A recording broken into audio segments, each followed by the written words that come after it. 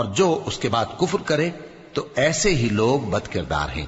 اور نماز پڑھتے رہو اور زکوٰۃ دیتے رہو اور پیغمبر کے فرمان پر چلتے رہو تاکہ تم پر رحمت کی جائے، اور ایسا خیال نہ کرنا کہ کافر لوگ ہم کو زمین میں مغلوب کر دیں گے، ان کا ٹھکانہ دوزخ ہے اور وہ بہت برا ٹھکانہ ہے۔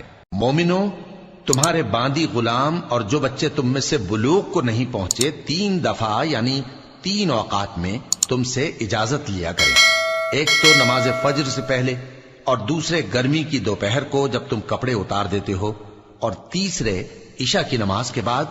یہ 3 وقت تمہارے پردے کے ہیں، ان کے آگے پیچھے یعنی دوسرے وقتوں میں نہ تم پر کچھ گناہ ہے اور نہ ان پر، کہ کام کاج کے لیے ایک دوسرے کے پاس آتے رہتے ہو۔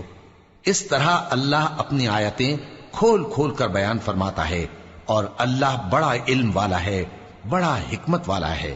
اور جب تمہارے لڑکے بالغ ہو جائیں تو ان کو بھی اسی طرح اجازت لینی چاہیے جس طرح ان سے اگلے یعنی بڑے آدمی اجازت حاصل کرتے رہے ہیں۔